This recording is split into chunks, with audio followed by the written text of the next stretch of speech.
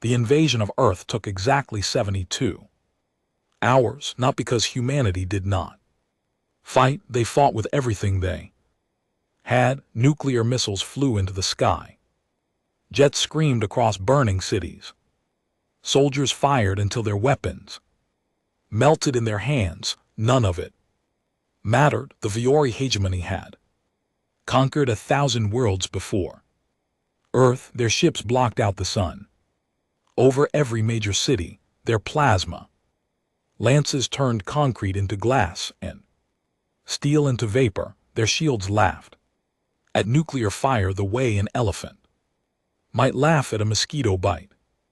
Commander Elena Vasquez watched from a bunker beneath Geneva as the last resistance crumbled. She was 43 years old, a career military officer who had served the United Nations Defense Council for 20 years. She had trained for wars between nations.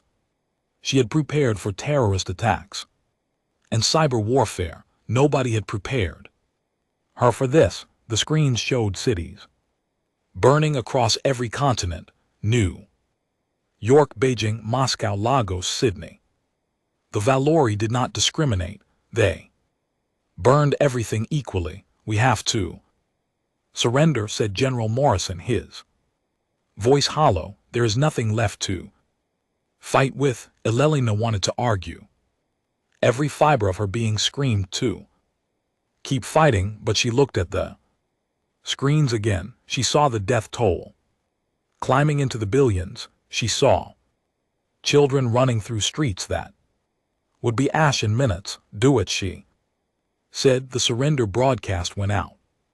On every frequency, the fighting stopped. The plasma lances fell silent.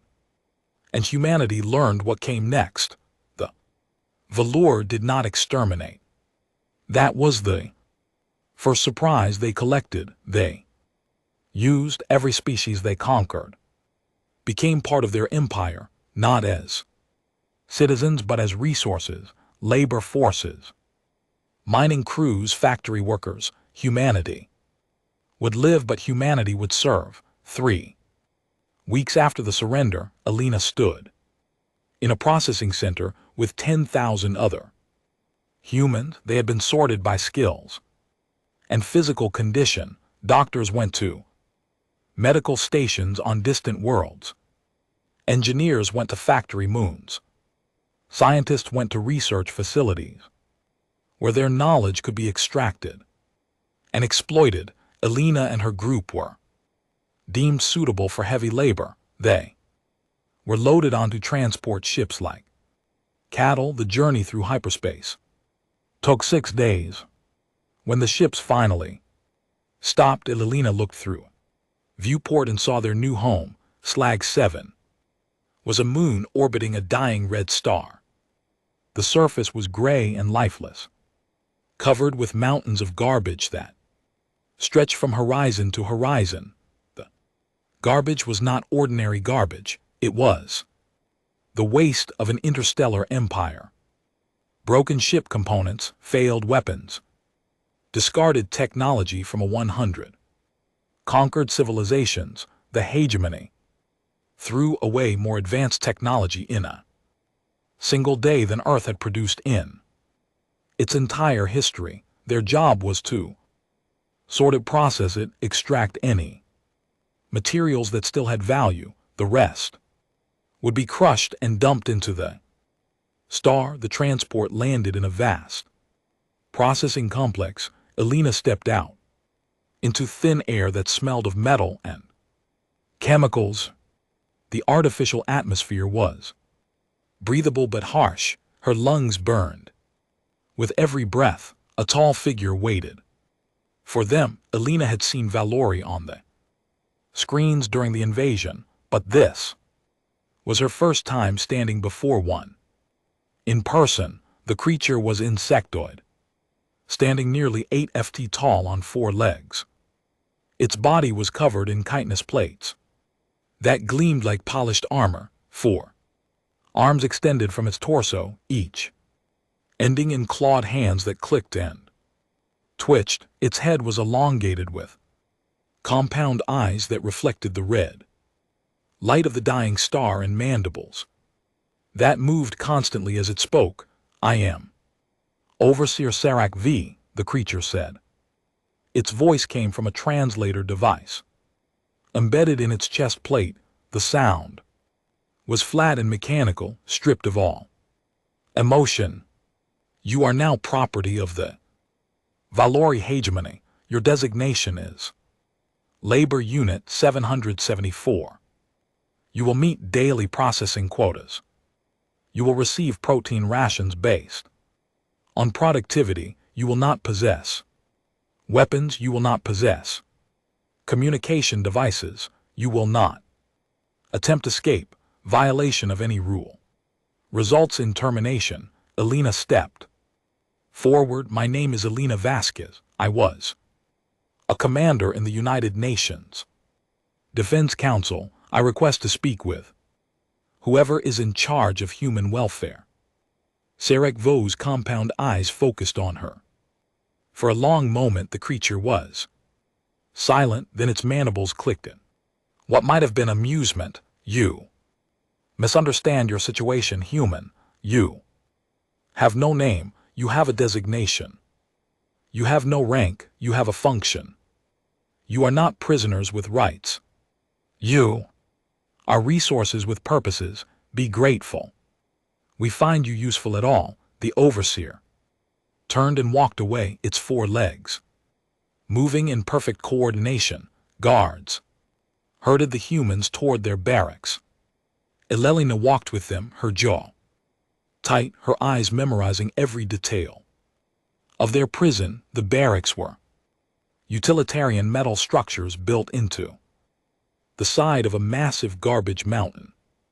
Each building held 500 humans in cramped bunks. The air recyclers wheezed and rattled. The lighting was dim and inconsistent. The protein rations were gray paste that tasted like nothing and provided exactly enough calories to survive. On their first night, Elena gathered the other humans who had held leadership positions on Earth. There were 37 of them, military officers, government officials, corporate executives, all of them reduced to the same status as everyone else, all of them struggling to process what had happened. We need to organize, Elena said. We need to establish structure, routines. We need to keep people healthy and sane. For what purpose? Asked a man named Heinrich, who had been a German defense minister. We are slaves. We will die here. Why struggle to survive? Because we are human, Elena replied. Because that is what we do. We survive, we adapt, we endure, and maybe, if we are patient and smart, we find a way to fight back. Heinrich laughed bitterly. Fight back with what? Did you see their ships? Did you see their weapons? We cannot fight that. Nobody can fight that. Elelina did not answer. She had no answer to give, but somewhere deep in her chest, a spark of defiance refused to die. The next morning she met Chief Engineer Kofi Essant. Kofi was a tall man from Ghana who had designed power systems for the European Space Agency before the invasion. He had been assigned to the same processing unit as Elena. His job was to identify potentially valuable components in the garbage mountains and tag them for secondary processing. Look at this, he said, showing Elena a twisted piece of metal on their first day of work. Do you know what this is? Elena shook her head. It is a shield emitter from a Valori destroyer. Damaged? Yes. Non-functional? Certainly, but the core components are intact. Kofi turned the piece over in his hands. On Earth, this single component would have advanced our technology by 50 years. Here it is. Garbage. They throw it away without a second thought. Elelina looked at the Mountains of trash surrounding them. Millions of tons of broken technology. Failed experiments, discarded weapons. All of it deemed worthless by the hegemony. They have so much, Shashi said slowly, that they cannot imagine anyone finding value in what they discard. Kofi nodded. They are rich beyond imagination, and that is their weakness. They do not understand scarcity. They do not understand making do with less. They do not understand people who must build everything from nothing. What are you saying? Kofi smiled for the first time since Earth fell. I'm saying that they have given us something priceless. They have given us the tools to hurt them.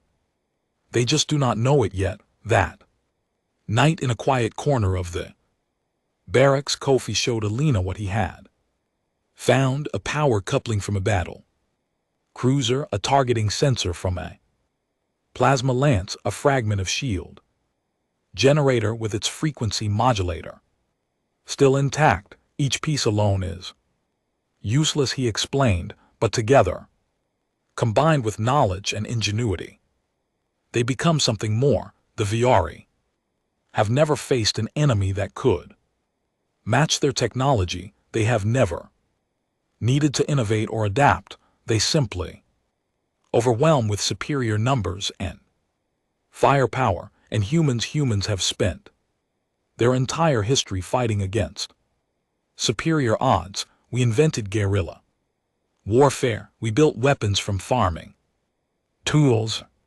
We turned defeat into resistance, and resistance into victory. Kofi's eyes gleamed in the dim light. They think they have broken us. They think we are tamed animals now. They have made a terrible mistake. Alelina looked at the components spread before them. She thought about the millions of humans on this moon, the billions more scattered across hegemony space, all of them seen as nothing more than labor, all of them underestimated. How long, she asked. I do not know yet. Months, years. We need to learn their technology. We need to find their weaknesses. We need to build networks with the other slaves, and we need to do all of this without being noticed. That is impossible. Impossible was landing on the moon with 1960s technology. Impossible was splitting the atom. Impossible was surviving ice ages and plagues and extinction events. Kofi gathered the components and hid them beneath a loose floor panel. Humans specialize in impossible things. Alina sat in silence for a long time after Kofi left. She thought about her family, killed in the first hours of the invasion. She thought about her home, now a sheet of glass. She thought about every human who had died fighting and every human who had surrendered hoping to live. She thought about Kakvi's words: you are resources with purposes. Be grateful we find you useful. The Valor saw humanity as cattle, as tools, as organic machines to be used until they broke and then discarded like all the other garbage on this moon. They were wrong. Elelina stood up and walked to the viewport. Outside, the red light of the dying star painted the garbage mountains in shades of blood. Somewhere in those mountains was everything they needed to fight back. All they had to do was find it. She pressed her hand against the cold glass. You made a mistake, she whispered. You gave us your scraps, and we're going to build something beautiful from them. Something terrible, something that will make you wish you had killed us when you had the chance. The star burned on. Indifferent, the garbage mountains loomed in silence, and deep in the barracks, humans began to dream of impossible things. The first phase of their resistance began the next day. Alina organized the labor units into Informal networks doctors shared. Medical knowledge engineers identified. Useful components scientists developed. Ways to test and study alien technology. Without triggering alarms, everyone contributed what they could, everyone stayed invisible, the Valori never noticed they had built their empire on the assumption that conquered species were broken they did not look for. Resistance because they did not believe. Resistance was possible, they counted quotas and production rates and assumed that obedient numbers meant obedient slaves. Months passed, the humans learned the rhythms of their prison. They mapped the patrol routes and guard schedules. They identified which overseers were cruel and which were merely indifferent. They found hiding spots in secret meeting places. They built an invisible society beneath the surface of their slavery. And every day they gathered more scraps from the garbage mountains. Power cells, circuitry, weapon fragments, shield components. The hegemony's waste became humanity's treasure. Elena did not know what they would build. She did not know if they could succeed, but she knew one thing with absolute certainty: the Vori had given them hope disguised as garbage, and hope in the hands of humans was the most dangerous weapon in the universe. The work continued, the spark grew, and the hegemony, drunk on power and blind with arrogance, had no idea that their garbage moon was becoming a forge for revolution, a forge for war. 18 months had passed since humanity arrived on Slag 7, the red star still burned in the sky, the garbage mountain still stretched to every horizon. The protein paste still tasted like nothing, but beneath the surface everything had changed. Elena stood in a hidden chamber carved into the rock. Beneath processing complex 430 humans surrounded her, each one a specialist in some field that the Vori considered useless: engineers, physicists, chemists, computer scientists, doctors, all of them working toward a goal that seemed impossible. Report, Elena said. Dr. Yuki Tanaka stepped forward. She was a small woman with gray-streaked hair and eyes that burned with intensity. Before the invasion, she had led a research team at CERN, studying particle physics and exotic energy states. Valori had deemed her knowledge worthless and sent her to sort garbage. They could not have been more wrong.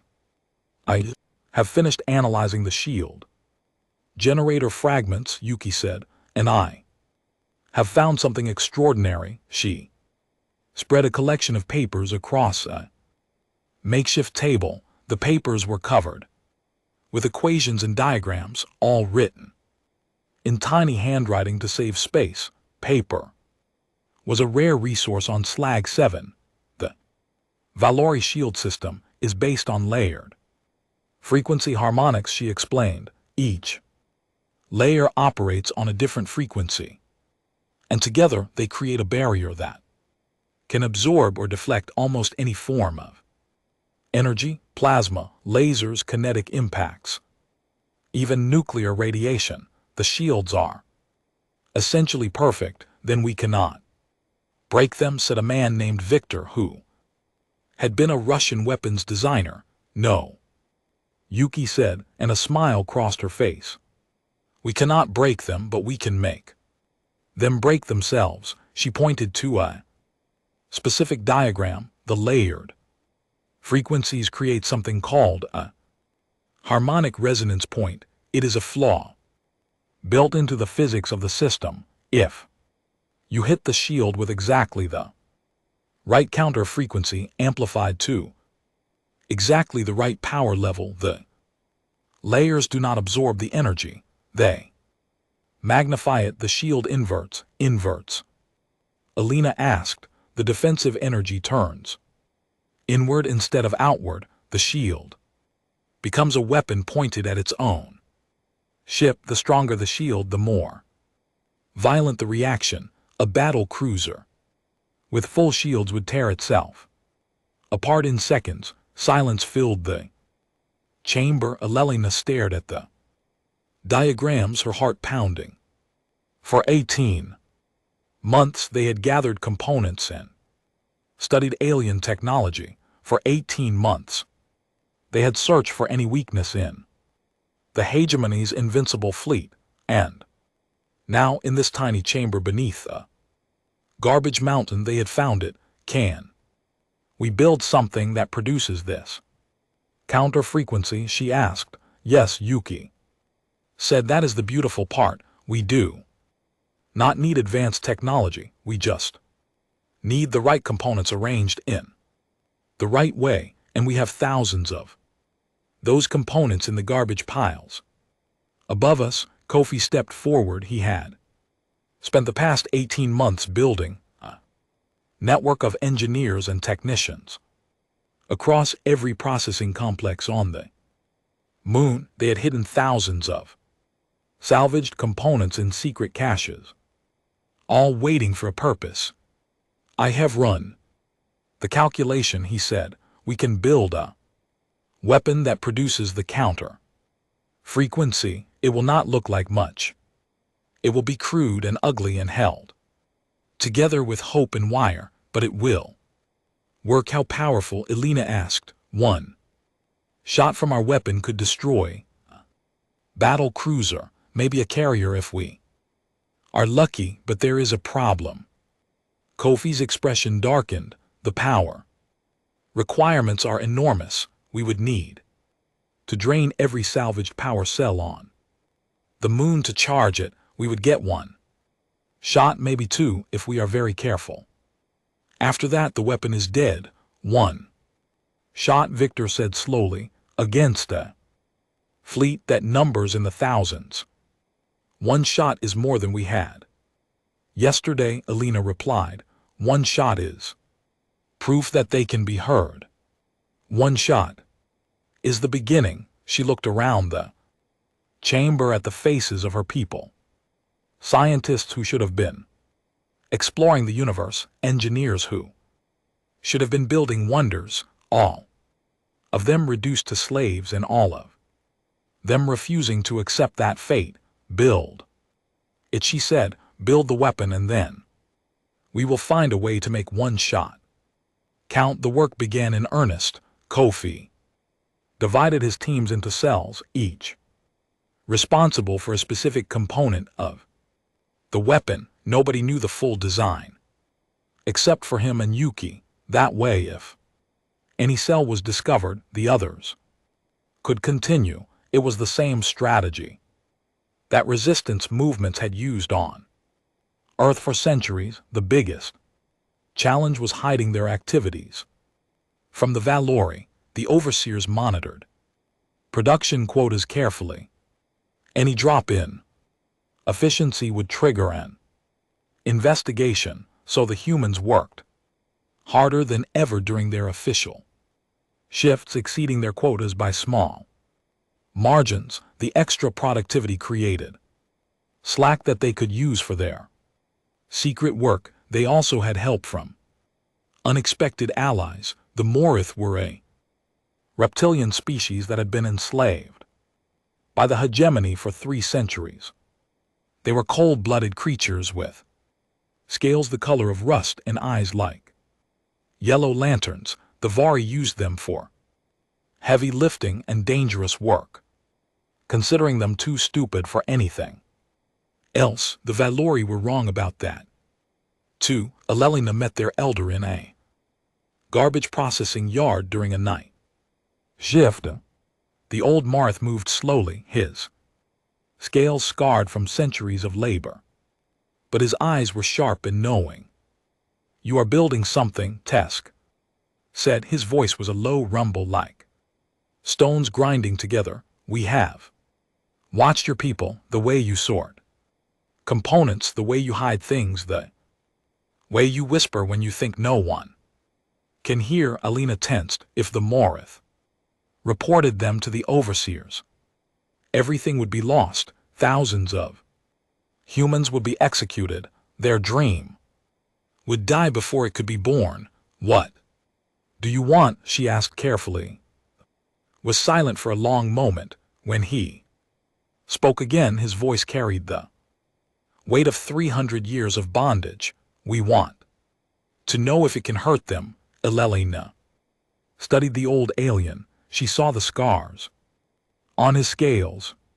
She saw the way his left arm hung crooked from some ancient injury never properly healed. She saw the fire that still burned in his yellow eyes despite everything the hegemony had done to extinguish it. Yes, she said, it can hurt them. Then we will help you hide it. We will help you build it. We will help you use it. Tessic bared his teeth in what might have been a smile. My people have served the hegemony for 300 years. We have forgotten what freedom tastes like, but we have never stopped dreaming of it. The alliance spread in whispers and shadows. The Morith joined first, then the Kasari, a race of small gray beings with 4 arms and minds like computers. They had been the hegemony's data processors before machines replaced them, and they still remembered how to infiltrate digital systems. Then came the Thur, massive creatures like walking mountains who could move heavy equipment without anyone noticing. Then others, species whose names Alina could not pronounce and whose forms she could barely comprehend. The Valori had conquered them all separately. They had broken them individually. They had kept them divided and weak. They never imagined that their slaves might unite against them. The weapon took shape in an abandoned mining tunnel 3 km beneath the surface. It was not beautiful. It was a tangle of mismatched components from a dozen different civilizations. Exposed wires connected to salvaged circuitry, cooling systems built from food processing units, a firing mechanism assembled from the trigger of a broken alien sidearm, and the targeting sensor of a scrapped fighter. Kofi called it the resonance lance. Yuki called it the equalizer. The Morith called it the fang of freedom.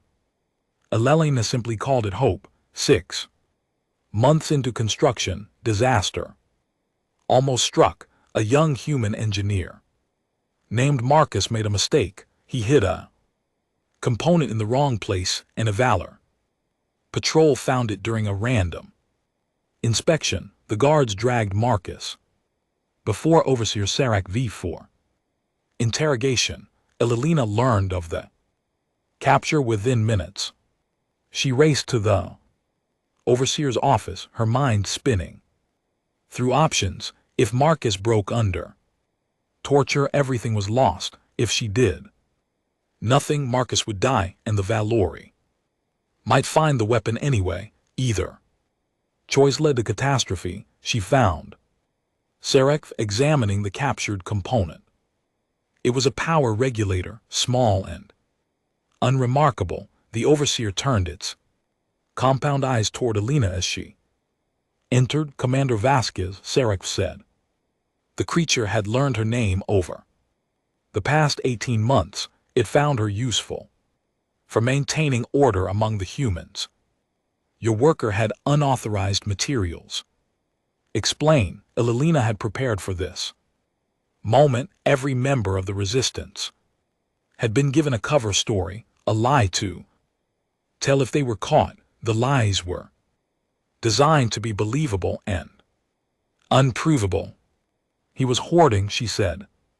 Some of the humans have begun collecting components. They think they are valuable. They trade them for extra rations or better sleeping spaces. It is foolish, but it is not a threat. Sarek's mandibles clicked thoughtfully. Hoarding is against regulations, yes, and I have been trying to stop it, but The humans are stubborn, they attach sentimental value to objects. It is a weakness of our species. The overseer studied her for a long moment. Elelina kept her expression neutral, her breathing steady. She had learned how to lie over the past 18 months. She had learned how to appear harmless and obedient while plotting revolution. The worker will be punished, Seraph said. Finally, 20 lashes for unauthorized possession. You will ensure this hoarding behavior stops. Yes, overseer. If it does not stop, the punishment will be more severe for everyone. Elelina nodded and withdrew. Marcus received his 20 lashes that night. He did not scream. He did not beg. He took the punishment in silence, and when it was done, he looked at Elena with eyes full of determination. I am sorry, he whispered through cracked lips. Do not be sorry, Elena replied. Be careful and be ready. The work continued. Valor accepted the hoarding explanation. They increased patrols for a few weeks, then grew bored and returned to their normal routines. They could not imagine that their slaves were building a weapon. The very idea was absurd to them. 12 months into construction, Elena received word that changed everything. The hegemony's Grand Fleet was coming to Slag 7. The Grand Fleet was the pride of the Valor Empire, 100 warships led by the flagship Eternal Dominion, the largest and most powerful vessel ever constructed. It traveled from system to system, inspecting hegemony holdings and reminding the conquered species of their place. The fleet would arrive in 3 months. Elena gathered the resistance leaders in their hidden chamber, humans, Moreth, Kesari, Thur, and others crowded into the small space. The air was thick with tension. We have a decision to make, Elena said. The weapon is not finished. We need at least 4 more months to complete it. The fleet arrives in 3, then we cannot use it against the fleet. Victor said. We wait. We finish the weapon. We find another target. Another target will not have the same impact. Yuki argued. The Grand Fleet is a symbol. Destroying even one ship from that fleet would send a message across the entire empire. It would prove that the hegemony can be challenged, and if we fail, ask the if. We rush the weapon and it does not work, we will all die and our hope will die with us. The debate continued for hours. Every option was weighed, every risk was calculated. In the end, Elena made the decision. We accelerate the timeline, she said. We work double shifts, triple shifts if necessary. We strip every cache on the moon. We use every resource we have, and in 3 months, when the Grand Fleet arrives, we give them a welcome they will never forget. It is suicide, Victor said. No, Elena replied. It is revolution, and revolution has never been safe. The final push began the next day. Humans and aliens worked side by side, sleeping in shifts, eating while they assembled components. The weapon grew larger and more powerful. The resonance lance took its final shape, ugly and beautiful at the same time. 2 months into the accelerated timeline, Seraph summoned Elena to its office. Your people's productivity has increased significantly, the overseer observed. Explain. Elena had prepared another lie. We have accepted our situation. We have adapted to our new lives. We are simply trying to prove our worth to the hegemony. Seraph Vo's compound eyes studied her. Elena felt those alien senses probing, searching for deception. She met the gaze without flinching. The Grand Fleet arrives in 30 cycles, Sakf said finally Fleet Admiral Keth Viros. We'll inspect this facility personally. I expect continued adaptation from your people. Any disruption during the inspection will be punished severely. Do you understand? I understand, Overseer. Good, you are dismissed. Elena walked back to the barracks, her heart pounded against her ribs. 30 days, 1 month. The weapon was almost ready. The power cells were almost charged. Everything they had worked for was coming to a single point. That night she stood at a viewport and watched the red star burn somewhere out there. The Grand Fleet was approaching. 100 warships, thousands of weapons, millions of crew members, the full might of an empire that had never known defeat. And waiting for them was a weapon built from garbage, a weapon assembled by slaves, a weapon powered by hope and rage and the absolute refusal to accept that humanity was beaten. We are coming for you. Elena whispered to the stars. You gave us your scraps and we forged them into a blade. You taught us that we were nothing and we learned that nothing has nothing to lose. She pressed her hand against the cold glass. In the tunnels below, the resonance lance waited. The barracks around her, slaves dreamed of freedom. In the darkness between the stars, the Grand Fleet flew toward its destruction. The day of reckoning was coming and humanity was ready. The resonance lance was complete.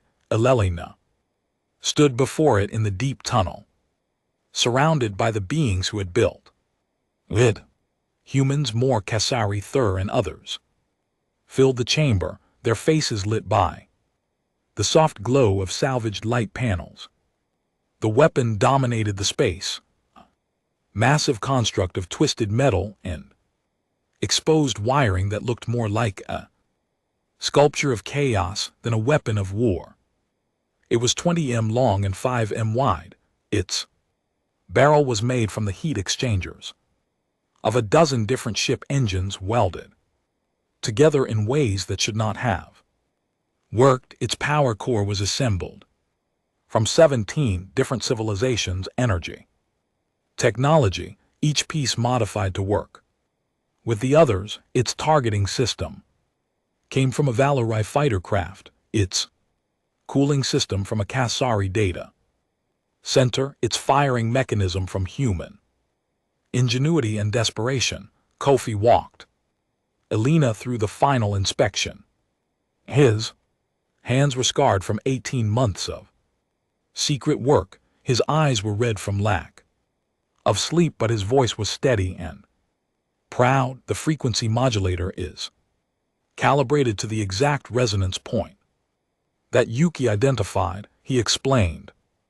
When we fire, the lance will produce a beam of energy that oscillates at precisely the right counter frequency to invert Valori shields. The beam will travel at near light speed. The target will have no time to react. And the power, Elena asked. We have drained every salvaged cell on the moon. We have enough for 2 shots, maybe 3 if we reduce power to minimum survival levels in the barracks, but I would not recommend that. The 3rd shot would be weaker. It might not be enough to destroy a capital ship. 2 shots, Elena said quietly, against a 100 warships. 2 shots that can kill anything the hegemony sends against us. Kofi placed his hand on the weapon's barrel. This is more than anyone has ever had. This is more than anyone ever thought possible. Elena nodded. She walked around the weapon, examining every component. She saw the marks where different species had contributed their skills. Human welding next to Morith metal work. Kasari circuitry connected to Thur power systems. The weapon was not just a tool for destruction, it was a symbol of Unity, a proof that the hegemony's greatest weakness was believing it. Slaves would never work together. How do we aim it? She asked. Yuki stepped forward. She had spent the last month programming the targeting system, teaching it to recognize Viori's ship signatures and track them through the atmosphere and into space. We have a direct line of sight through a natural rock chimney to the surface, she explained. From there, the targeting system can track any ship within 5,000 km. We select a target, the system calculates the firing solution, and we pull the trigger. What about the Valori sensors? Will they detect us when we fire? Yes, the moment we fire they will know exactly where we are, but by then it will be too late. The beam travels too fast to intercept. The first ship will die before they even understand what happened. The second shot can fire within 30 seconds of the first. After that, Yuki shrugged, after that we either win or we die.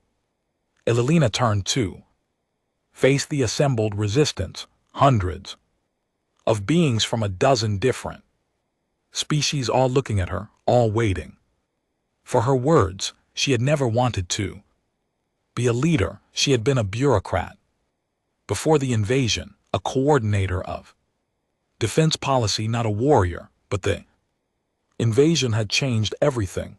It had changed all of them. 3 days, she said. In 3 days the Grand Fleet arrives. In 3 days we show the hegemony what their garbage can do. I'm not going to lie to you. Many of us will die, perhaps all of us. The Valori will not take kindly to slaves who fight back, but I ask you this: would you rather die on your feet or live on your knees? The chamber erupted in sounds of defiance, human cheers mixed with Morith rumbles and Kasari clicks and Thur bellows. The noise was chaotic and beautiful, the sound of beings who had been told they were worthless finally realizing their own power. Elena raised her hands for silence. We have 3 days to prepare. We need to position our people. We need to disable their communications. We need to make sure that when we strike with everything we have. The planning consumed every waking moment. Elena barely slept. None of them did. They reviewed every detail 1,000 times. They identified backup plans for their backup plans. They prepared for every possible response the hegemony might make. The Kasari revealed their greatest contribution, a virus that had been hidden in routine supply manifests for months, slowly spreading through the Valori computer networks. When activated, the virus would disable targeting systems on any ship within range of Slag 7. It would not last long, maybe 20 minutes before the Valori purged it from their systems, but 20 minutes was an eternity in combat. The Morith had organized work crews across the moon. When the signal came, they would seize control of key facilities and prevent the Valori from launching any ground-based response. The Thur would secure the transport shuttles, giving the resistance the ability to board disabled enemy ships, and the humans would fire the weapon. The night before the Grand Fleet arrived, Elena visited the Lance one final time. She found Kofi there alone in the chamber, running diagnostics on systems he had already checked 100 times. Cannot sleep, she asked. Would you be able to sleep? He smiled weakly. Tomorrow we either change history or become a footnote in it. Either way, the universe will never be the same. Elelina sat down beside him. The weapon hummed softly, its power cells slowly building to full charge. Do you think we can win? Define winning, Kofi leaned back against the rock wall, if you mean destroying the hegemony, then no, we cannot win that war with one weapon on one moon. But if you mean proving that they can be challenged, showing every slave in the empire that resistance is possible, giving hope to billions of beings who have forgotten what hope feels like, he nodded slowly. Yes, we can win that, and after, if we survive, then we build more weapons, we spread the schematics to every world. We turn their garbage into their nightmare. Kofi's eyes gleamed in the dim light. The hegemony has lasted for 10,000 years because they convinced everyone that they were invincible. Tomorrow we prove they are not, and once that illusion breaks, it can never be repaired. Elena was silent for a long time. She thought about Earth, now a conquered world under Valori occupation. She thought about her family gone forever. She thought about all the humans who had died fighting and all the humans who had surrendered hoping to live. My grandmother survived World War II, she said finally. She was a child in Poland when the Nazis came. Her family was killed. Her village was destroyed.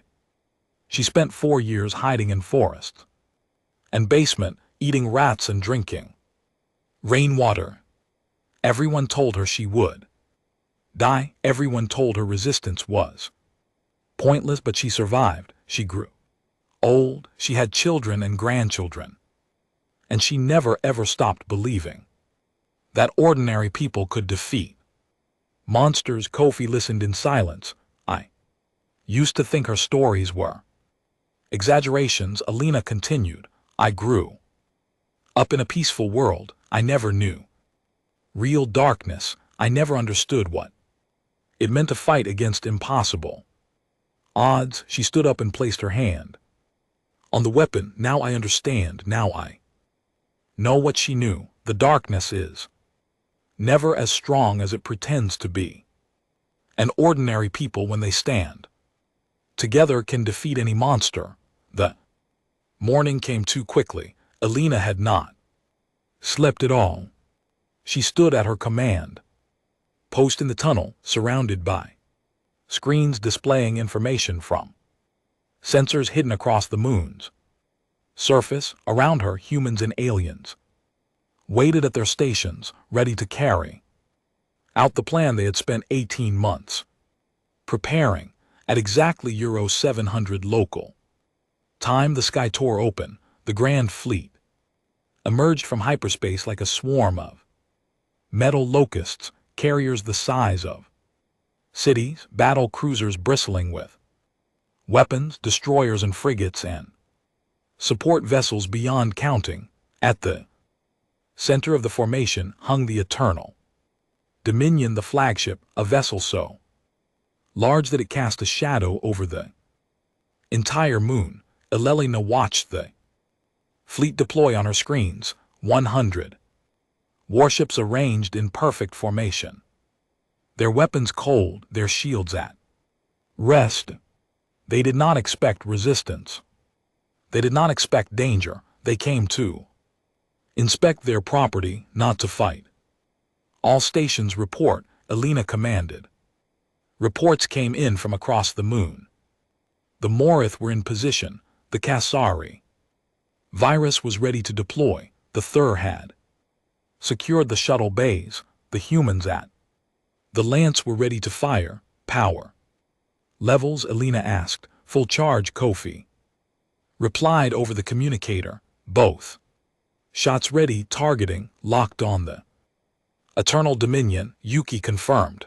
The moment you give the word, the flagship dies. Elena took a deep breath. This was the moment. 18 months of planning, 18 months of sacrifice, 18 months of hope and fear and determination. All of it came down to the next few seconds. Above them, fleet Admiral Keth Varos broadcast a message to the moon. The Valor's voice boomed. from every speaker, translated into a dozen languages, slaves of the hegemony. I am Fleet Admiral Keith Veros. I have come to inspect your progress and remind you of your place in the eternal order. You exist because we allow it. You live because we find you useful. Remember this truth and remember that the hegemony is forever. Elena activated her own transmitter. She had configured it to broadcast on every frequency to every speaker, to every slave on the moon and every ship in the fleet. This is Commander Ellen Vasquez of Earth. Silent, every being on Slag 7 stopped moving. Every Valori on every ship paused in confusion. A human was speaking on military frequencies. Slave was addressing the Grand Fleet. For 18 months, you have given us your garbage, your failures, your scraps. You told us we were nothing. You told us we existed only to serve. You told us to be grateful. Elena's hand hovered over the firing command. Today we give your garbage back. She pressed the button. 3 km below the surface, the resonance lance fired. The beam erupted from the rock chimney like a spear of white light, punching through the thin atmosphere and crossing the void. In an instant, it struck the eternal dominion shields at precisely the calculated frequency. For one heartbeat, the shields flared bright, then brighter, then impossibly bright, and then the flagship began to tear itself apart. Inverted shields turned against their own ship with savage fury. Whole plating crumpled. Weapon systems exploded. The great engines that had powered the vessel across 1,000 light years detonated in cascading fireballs. In the space of 3 seconds, the largest warship in the hegemony's fleet became an expanding cloud of debris. Fleet Admiral Keith Veros and 20,000 crew members died without ever understanding what had killed them. The Grand Fleet froze for a long moment. Nothing moved, nothing fired. The Valori had no protocol for this. They had no response to the impossible. They simply stared at the space where their flagship had been, unable to process what they were seeing. Elena did not hesitate. Second target acquired, Yuki reported. Carrier Eternal Conquest, bearing 372. Fire. The lance fired again. The carrier shields inverted. Another ship died. Screaming into the void, chaos erupted. Across the fleet, ships broke formation. In panic, commanders screamed conflicting orders. Some vessels tried to charge their weapons. Some tried to flee. Some tried to coordinate a response. None of them succeeded because the Cassari virus activated at that moment. Targeting systems went dark.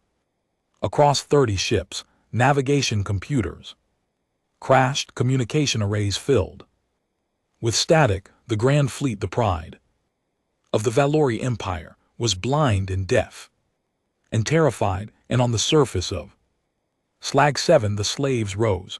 Elena watched on her screens as the plan unfolded. Marth workers seized control of processing facilities. Third team stormed the shuttle base. Cassari hackers spread the virus to every system they could reach. Humans rallied with improvised weapons, overwhelming the small garrison of Valori guards who had never expected resistance. 3 destroyers broke from the fleet and dove toward the moon, their weapons charging for orbital bombardment, but their targeting systems were infected. Their plasma lances fired wildly, striking empty ground instead of population centers before they could recalibrate. The first stolen shuttles launched from the surface, filled with slaves who would rather die fighting than live. Another day in chains, the battle for Slag 7 had begun, and for the first time in 10,000 years, the Vori hegemony knew fear. The battle lasted 14 hours.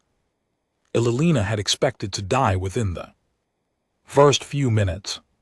She had expected the hegemony's overwhelming firepower to crush their rebellion before it could truly begin. Instead, she watched from her command post as the impossible unfolded on her screens. The Grand Fleet was in chaos, without their flagship to coordinate them, without their targeting systems to guide their weapons. The Valor commanders made mistake after mistake. Ships collided with each other while trying to maneuver. Plasma lances fired blindly into space, hitting nothing but empty void. Communication channels filled with panic voices screaming for orders that never came. The three destroyers that had attempted orbital bombardment were the first to fall to the resistance. Their weapons could not lock onto targets. Their shields could not protect them from boarding parties. Stolen shuttles swarmed them like angry insects, latching onto hull plating and cutting through airlocks. Within 2 hours, all 3 ships were under resistance control. Elena coordinated from the tunnels, directing teams across the moon through makeshift communicators. Every few minutes a new report came in. Processing Complex 7 secured. Barracks 12 liberated. Guard station at Grid 4 neutralized. The Valori garrison had numbered only 10,000 soldiers. They had never expected to fight. They had been stationed on a garbage moon to watch over broken slaves, not to defend against an armed uprising. They died surprised. The Moreth assault on the primary command center. The old reptilian had not held a weapon in 300 years, but his hands remembered. He moved through the corridors like a ghost, his yellow eyes seeing in the darkness that blinded his enemies. When the last Valori overseer fell, Tusk stood over the body and spoke words in his native tongue that his people had not been allowed to say since their conquest. We are free. The words spread across the moon. We are free. We are free. Every species took up the cry in their own language. The sound echoed through tunnels and processing plants and barracks that had been prisons for so long. Slaves who had forgotten what hope felt like remembered it now. But the battle was far from over. The remaining Valori fleet regrouped above the moon. Their targeting systems came back online as technicians purged the virus from their networks. 73 warships still operational.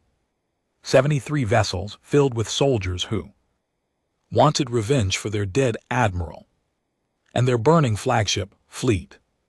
Commander Varric Cole took charge. She was a veteran of 100 conquests, cold and ruthless and efficient. Within 4 hours of the initial attack, she had restored order to the fleet. Within 6 hours, she had developed a counterattack plan. Glass the moon, she ordered. Kill everything. We will find new slaves elsewhere. The bombardment began at hour 8. Plasma lances rained fire from orbit, turning the surface into a hellscape of flame and destruction. Processing facilities melted, barracks vaporized. The garbage mountains themselves caught fire, filling the thin atmosphere with toxic smoke. The resistance retreated underground. The tunnel network that had hidden their weapon now became their shelter. Elelina led evacuation efforts, directing thousands of beings into the deeper chambers where the orbital bombardment could not reach. The tunnels were cramped and dark and filled with the wounded and dying, but they held. How long can they keep firing? Elelina asked Kofi over her communicator, hours, days, weeks if necessary. Kofi's voice was grim. Fleet has more than enough power to burn this entire moon to bedrock. We cannot hide down here forever. Then we need to stop them from firing. How? The lance is drained. We have no weapons that can reach orbit. Elena looked at her screen. The 3 captured destroyers were still there, powered down and drifting in low orbit. The Valori had not targeted them yet, probably assuming they were too badly damaged to be useful. The vessels were small compared to the rest of the fleet, designed for patrol and interdiction rather than heavy combat, but they were armed and they were shielded. Get me, Captain Chen, Elelina ordered. Michael Chen was a former Chinese naval officer who had led the boarding parties against the destroyers. He was wounded, his arm sling from a plasma burn, but his eyes were clear and his voice was steady when he responded. Commander, those destroyers have functional shields and weapons. Correct. Functional, yes, but we do not have the crews to operate them properly. These ships are designed for Valori crews of 200. We have maybe 50 people per vessel who know anything about flying them. Can they fight? Silence on the channel, then slowly. They can fly, they can shoot, they cannot fight well against 70 warships. They would last maybe 5 minutes. 5 minutes might be enough. Elelina's mind was racing. The hegemony fleet is bombarding us from a standard orbital position. They are not expecting a counterattack. If our destroyers can break their formation, even for a few minutes, it might buy us time. Time for what? Elelina did not have an answer. She was improvising, making decisions based on desperation rather than strategy, but she knew one thing with absolute certainty: if they stayed underground and did nothing, they would eventually die. The bombardment would continue until the tunnels collapsed or they ran out of air or water or food. Their only chance was to keep fighting, to keep pushing, to never stop moving forward. Time for something to change. She said, launch the destroyers, attack anything that gets close and broadcast everything on every frequency. Let the galaxy see what we are doing. Let everyone know that the hegemony can bleed. The 3 captured destroyers launched at hour 10. They rose from the burning surface on pillars of fire, their shields flickering as they pushed through the bombardment. The Valori fleet saw them immediately. Fleet Commander Varric Cole turned her attention from the surface to the new threat. Destroy them, she ordered. Show these animals what happens when they dare to use our weapons against us. 12 cruisers broke from formation to intercept, their weapons charged with the characteristic whine of Viori plasma technology. Their targeting systems locked onto the fleeing destroyers, but the destroyers were not fleeing. Captain Chen had understood Elena's true intent. He knew that 3 small ships could not defeat 70. He knew that 5 minutes of fighting would end in death, but he also knew that sometimes death could be a weapon too. The destroyers accelerated toward the cruiser formation at maximum thrust. Their shields glowed as they absorbed the first plasma bolts. Their weapons fired back, not at the cruiser shields, but at their engines and sensor arrays. The shots were not powerful enough to destroy, but they were enough to damage, enough to distract, enough to create chaos. And then Captain Chen gave his final order. All ships rammed the nearest target. The destroyers hit the cruisers at full speed. The impacts were Catastrophic shields collapsed, hulls crumpled, reactors went critical. In the space of 10 seconds, 3 destroyers and 3 cruisers became 6, expanding clouds of debris. Captain Chen and 800 resistance fighters died in the collision. They died with their hands on the controls. They died with defiance on their lips. They died free, but their sacrifice achieved something more important than mere destruction. The ramming attack shattered the VORI formation. Ships scattered to avoid the debris fields. Commanders hesitated, suddenly uncertain. The bombardment of the surface paused as the fleet tried to regroup, and in that pause something miraculous happened. Across the hegemony's communication network, the Battle of Slag 7 was being broadcast in real time. The Kasari had not just created a virus, they had created a backdoor that let them hijack broadcast frequencies across a dozen star systems. Every slave world in the sector was watching as humans and Morith and Kasari and Thur fought against their masters. Every conquered species was seeing that resistance was possible. On Thesser Prime, Morith workers stopped their machines and stared at screens showing their elders fighting for freedom.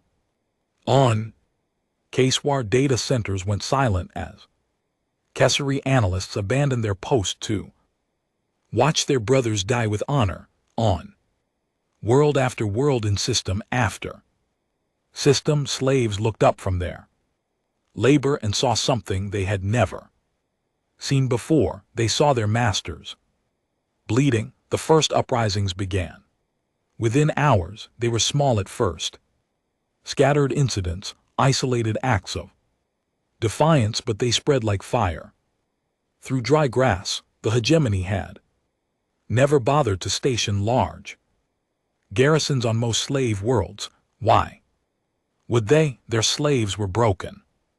Their slaves were tame. Their slaves would never fight back. The hegemony was wrong. By the time Fleet Commander Varric Cole resumed her bombardment of a Slag 7, she received new orders from the capital. The uprisings were spreading. The fleet was needed elsewhere. Leave a token force to contain the moon. Return immediately to restore order across the empire. Varric Cole protested. The slaves on Slag 7 had killed her admiral. They had destroyed her flagship. They needed to be exterminated, not contained. But the orders were clear. The hegemony had bigger problems now than one rebellious moon. 70 ships became 10. The bombardment continued, but at a fraction of its former intensity. The resistance survived. Deep in the tunnels, Elena received the news. The fleet was leaving. They had won, not a complete victory, not a lasting victory, but enough of a victory to survive. Casualties? She asked quietly. Kofi's voice was heavy. 800 dead in the destroyer ramming, another 2,000 in the bombardment, 600 from the ground. Fighting, he paused. 3,500 total out of 40,000 on the moon. Elena closed her eyes. 3,500 lives, 3,500 beings who would never see their homes again, never hold their families again, never know if their sacrifice had meant anything. They meant something, she said aloud. Though no one had asked, they all meant something. The remaining Valori vessels maintained orbit, their weapons pointed at the surface, their commanders waiting for any sign of renewed resistance. But they did not attack, they did not invade, they simply watched and waited and feared. For the first time in 10,000 years, the hegemony was afraid of its slaves, and on Slag 7 in the tunnels beneath the burning surface, the resistance began to plan its next move. The weapon had worked. The attack had succeeded. Empire was shaking. Now they had to figure out how to make it fall. 6 months had passed since the Battle of Slag 7. Elelina stood on the bridge of the Humanity Spite, a warship that should not have existed. It was assembled from captured Valori vessels, salvaged components, and the endless creativity of beings who refused to accept defeat. The ship was ugly by any standard. Its hull was patchwork metal from 3 different civilizations. Its weapons were a mismatched collection of plasma lances, kinetic cannons, and jury-rigged energy projectors. Its engines had been pulled from 6 different ships and forced to work together through sheer engineering stubbornness. But it flew. It fought, and it carried the flag of the Free Alliance, a blue banner with a silver star that had become the symbol of rebellion across 40 star systems. Admiral Vasquez said, "Communications Officer Leeway, we are receiving a transmission from Hegemony Command. They are requesting negotiations." Alina smiled. It was not a kind smile. 6 months ago, the Hegemony had considered humanity a resource to be exploited. 6 months ago, their supreme commander would never have negotiated with slaves. Now their empire was burning, and they were desperate enough to talk. "Put it through," she ordered. The main screen flickered in the face of Supreme Commander Zareth Vi appeared. He was the highest-ranking Vori still alive, elevated to his position after the old leadership had been killed in various uprising incidents across the empire. His compound eyes gleam with barely suppressed rage. "Human Commander," Zareth Vi said, his translator rendering his voice flat and mechanical, "you have caused significant disruption to Hegemony operations. We are prepared to offer terms for the cessation of hostilities. I am listening. The Hegemony will grant autonomy to the systems currently under rebel control. Your people will be allowed to govern themselves as a client state. In exchange, you will cease all attacks on Hegemony vessels and infrastructure, and you will surrender the weapon schematics that have caused so much damage to our fleet." Elelina let the silence stretch around her. The bridge crew of humans and aliens watched in anticipation. Through the viewports she could see the rest of the Free Alliance fleet array in formation, 37 ships of various sizes, all built or captured over the past 6 months, all crewed by former slaves who had learned that freedom was worth dying for. "Let me make sure I understand," Alina said. "Finally, you want us to stop fighting. You want us to give you the one advantage we have, and in exchange you will let us keep a few systems that we have already taken from you. The alternative is continued conflict."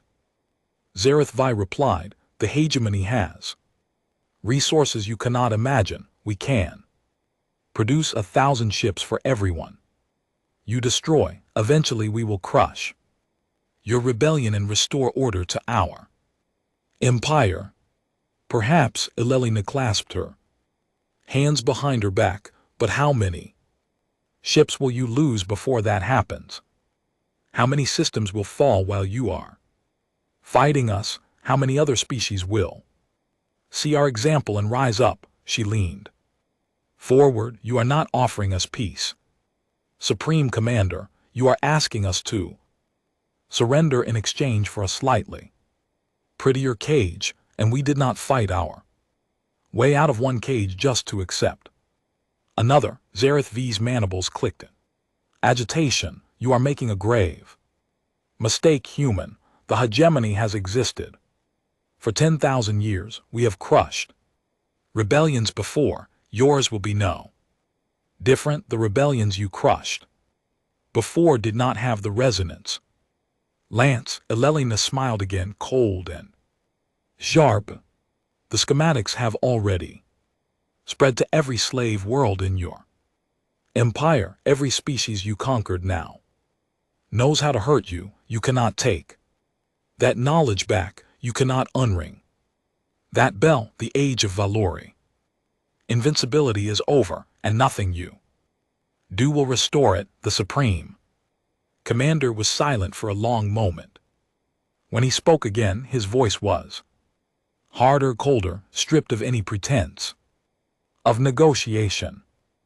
Then there will be war, real war, not these scattered skirmishes and isolated uprisings. We will bring the full might of the hegemony against you. We will burn your worlds and enslave your survivors. We will make an example so terrible that no species will ever dare to resist us again. You can try, Alina replied, but I want you to remember something, Supreme Commander. 18 months ago, we were garbage collectors on a forgotten moon. You gave us your scraps because you thought we were too stupid and weak to do anything with them, and we built a weapon that killed your grand fleet flagship and started a fire that is consuming your empire. She stepped closer to the screen, her eyes locked on the alien's compound gaze. Imagine what we can do now. Imagine what we can build with the resources of 40 free systems. Imagine what happens when every slave in your empire realizes that the hegemony is not invincible. Elelina's voice dropped to a whisper. You should have killed us when you had the chance. Now it is too late. She cut the transmission. The bridge erupted in cheers. Humans and Morith and Kasari and Thur shouted and embraced, celebrating the defiance they had just witnessed. Alina let them have their moment. They had earned it. They had all earned it. But her mind was already moving to the next challenge. War was coming, real war, as SciFi had promised. The hegemony would throw everything they had at the Free Alliance. The fighting would be brutal and bloody and long. Many who celebrated now would not live to see its end. She walked to the viewport and looked out at the stars. Somewhere out there, the hegemony was marshaling its forces. Somewhere out there, slave worlds were still waiting to be liberated. Somewhere out there, the future was being written in fire and blood. Admiral Kofi's voice came from behind her. He had earned his own ship, now a captured cruiser called the Junkyard Dog, but he often visited the Spite for strategy meetings. What are you thinking? I am thinking about my grandmother, Alina replied. She survived the Nazis. She watched her world burn and her family die, and she never stopped fighting, never stopped believing, never stopped hoping. And now Alina turned to face him, the man who had first seen the potential in hegemony. Garbage, the man who had built their weapon from scraps and dreams, the man who had believed when belief seemed insane. Now I understand something she tried to tell me when I was young. Alina said. She said that empires look strongest just before they fall. They look invincible right until the moment they shatter, because their strength is not real. It is just fear made solid. And when you stop being afraid, when you stand up and fight back, you discover that the monster was always smaller than it pretended to be. She looked back at the stars. The dying red light of a distant sun painted the viewport in shades of blood. Out there, the hegemony waited. Out there, the war waited. Out there, the future waited. The Vori ruled for 10,000 years because everyone believed they could not be Defeated, she continued, we proved them wrong on Slag 7. We proved them wrong. Again and again over the past 6 months. And we will keep proving them wrong. Until their empire is nothing but ashes. And their name is nothing but a warning. To other tyrants, Kofi stood beside her. Looking out at the same stars, it will take years, maybe decades. Many of us will not survive. I know we might not.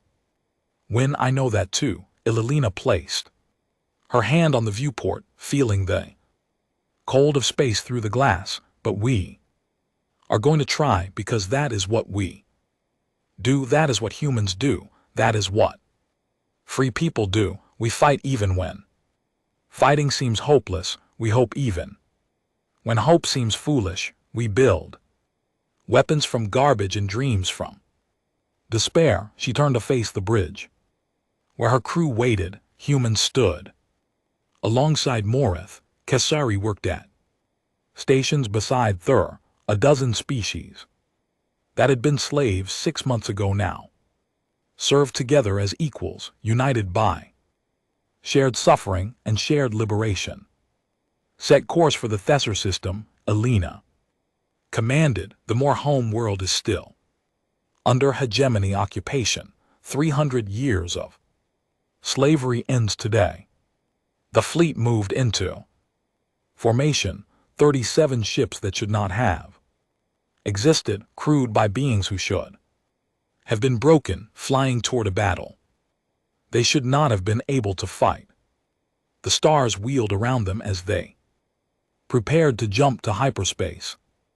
Elelina took her seat in the command chair. Around her, her crew prepared for war. Behind her, the galaxy stretched, infinite and unknowable. Ahead of her, the hegemony waited with all its ancient power and terrible fury. She was not afraid. Fear was for people who had something to lose. Fear was for people who believed they could be beaten. Fear was for people who had not already looked into the abyss and decided to jump. Ilelina Vasquez had watched her world burn. She had been declared property. She had spent 18 months sorting garbage on a forgotten moon, while the universe told her she was nothing, and she had taken that nothing and forged it into a weapon that shook the stars. The hegemony had made a mistake when they enslaved humanity. They had made a mistake when they gave their captives access to discarded technology. They had made a mistake when they assumed that broken spirits could never be rebuilt. They had forgotten the most important truth about humans. Humans did not accept defeat.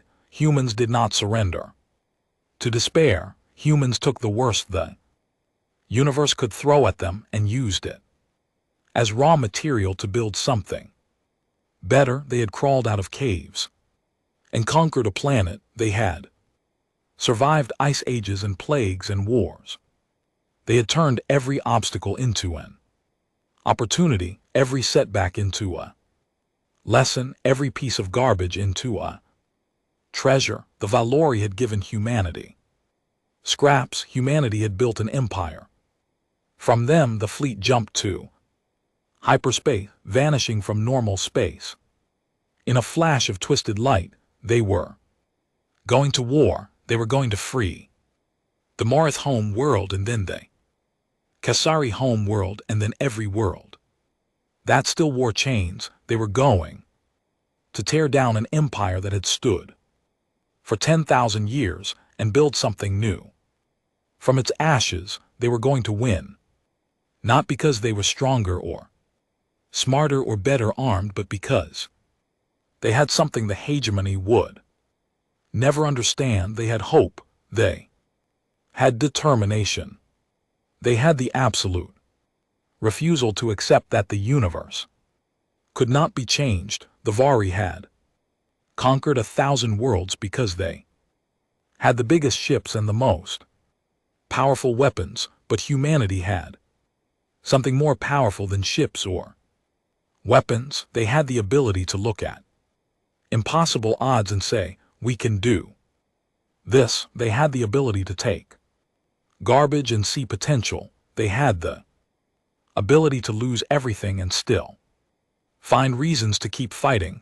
The war would last 7 years, billions would die, star systems would burn, the shape of the galaxy would be forever changed. But in the end, the Free Alliance would stand victorious on the ashes of the hegemony, and the beings who had once been slaves would build a civilization that would last for 10,000 years.